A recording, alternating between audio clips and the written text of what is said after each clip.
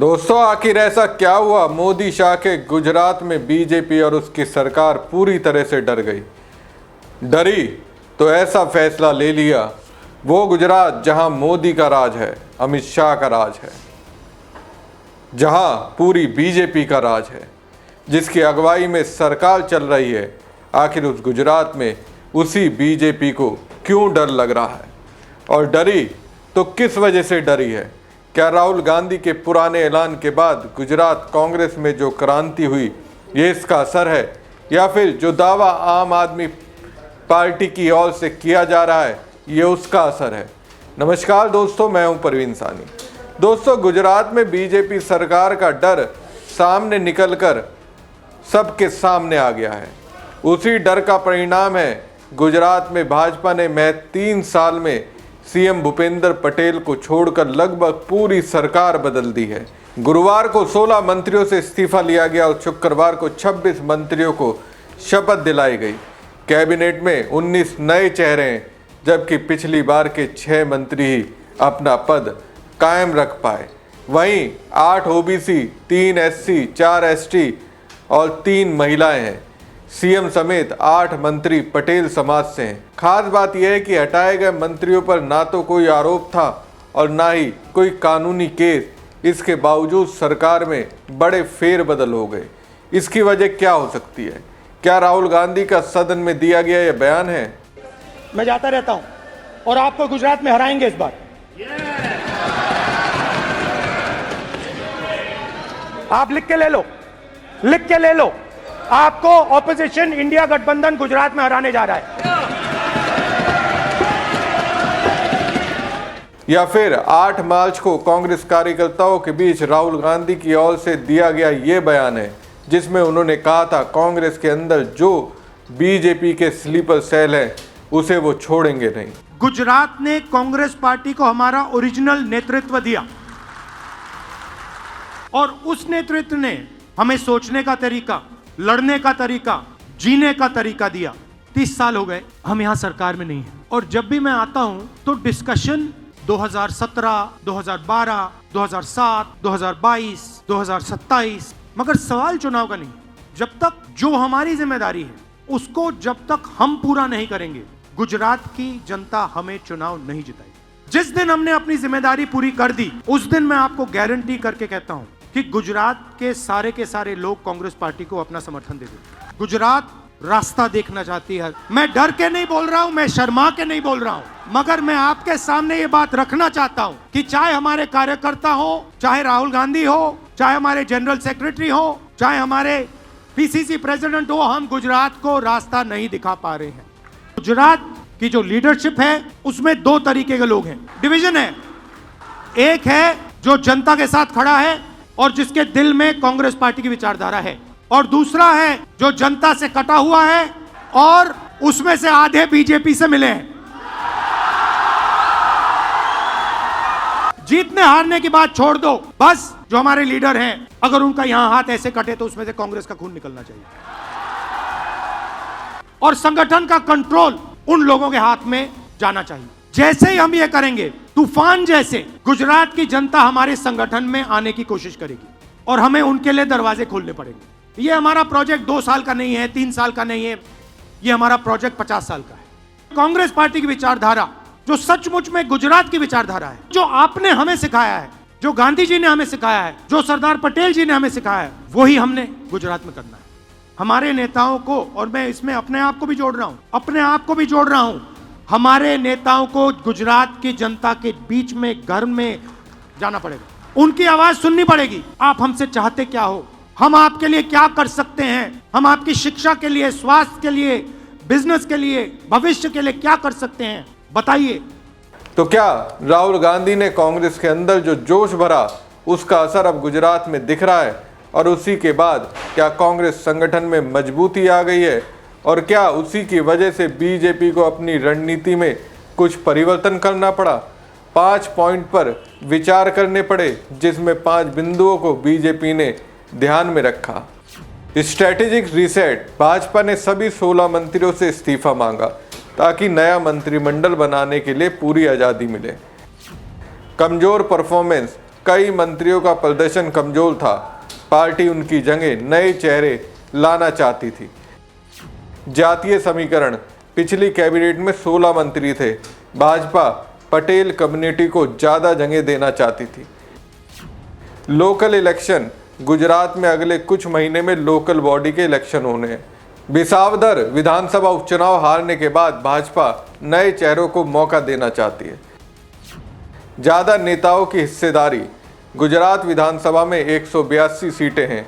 अभी 16 मंत्री थे, जबकि कुल सीटों के 15% के हिसाब से मुख्यमंत्री के साथ 26 मंत्री बनाए जा सकते हैं।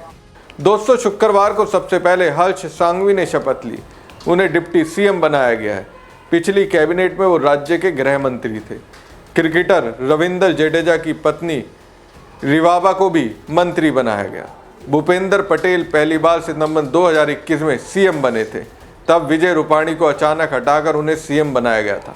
फिर विधानसभा चुनाव के बाद 12 दिसंबर 2022 को वो तीसरी बार सीएम और उनके साथ 16 विधायक मंत्री बने। अब नया मंत्रिमंडल का विस्तार किया गया है।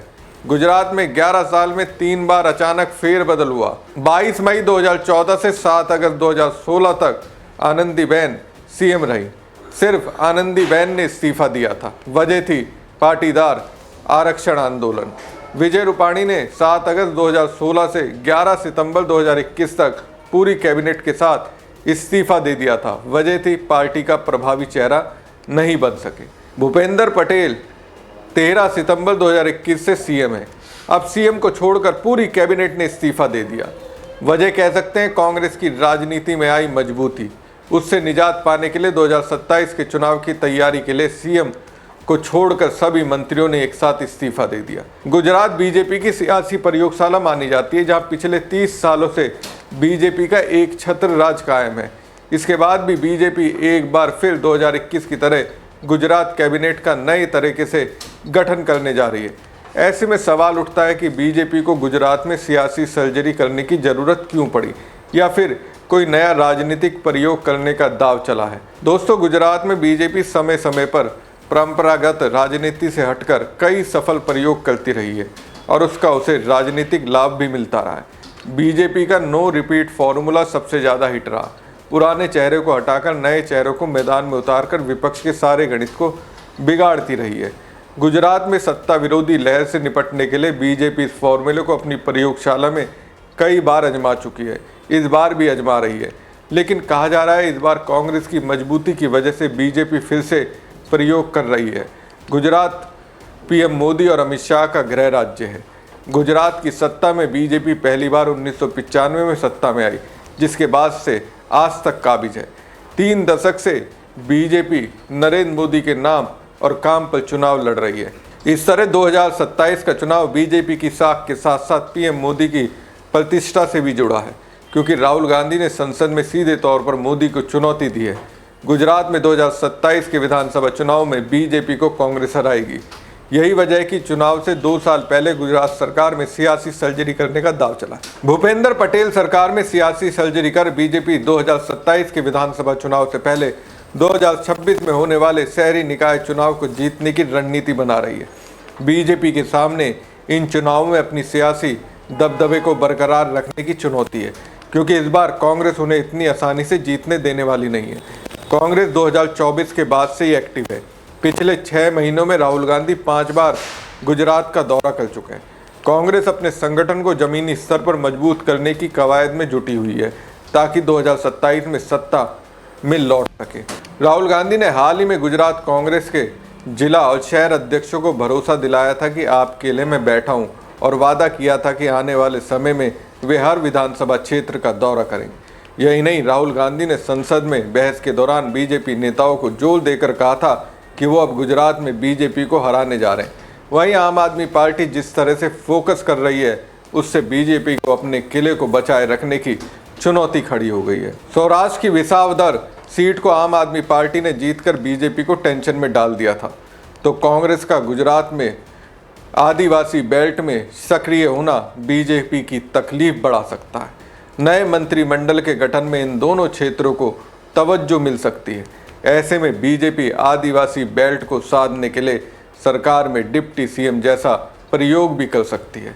गुजरात में विधानसभा की 27 सीटें आदिवासियों के लिए आरक्षित है, जबकि आदिवासियों का प्रभाव राज्य की 40 सीटों पर है। इसके अलावा सौराष्ट्र क्षेत्र में पहले से नाराजगी है, तो राजपूत समाज लंबे समय से भाजपा से नाराज चल रहा है। इस तरह बीजेपी के लिए गुजरात में सियासी सर्जरी कर नए सोशल इंजीनियरिंग बनाने की जरूरत महसूस हो रही थी। इसलिए बीजेपी ने भूपेंद्र पटेल कैबिनेट को नए तरीके से गठन करने की रणनीति अपनाई है, ताकि गुजरात में अपने सियासी वर्चस्व को बरकरार रख सके। लेकिन इसके केंद्र में सबसे ज़्यादा डर राहुल गांधी की मोदी की आंख में आंख डालकर चुनौती देना है, जिसमें वो कहते दिख रहे हैं गुजरात में 2027 में बीजेपी कांग्रेस को हराएगी। लेकिन सबसे ज़्यादा चौंकाने वाली बात आम आदमी पार्टी का ये दावा है, जिसमें वो कहती दिखती है गुजरात में आपकी बढ़ती लोकप्रियता से घबराए बीजेपी के पूरे मंत्रिमंडल ने दिया इस्तीफा। अभी तो बीजेपी सरकार ने मंत्रिमंडल बदला है, 2027 में जनता सरकार ही बदल देगी। क्या वास्तव में अरविंद केजरीवाल से बीजेपी डरी है, या फिर राहुल गांधी की कांग्रेस की वजह से पूरे मंत्रिमंडल ने इस्तीफा दे दिया? आपको क्या लगता है? कमेंट बॉक्स में कमेंट करके जरूर बताएं। साथ ही पेज को ज़्यादा से ज़्यादा लाइक और शेयर कीजिएगा। धन्यवाद।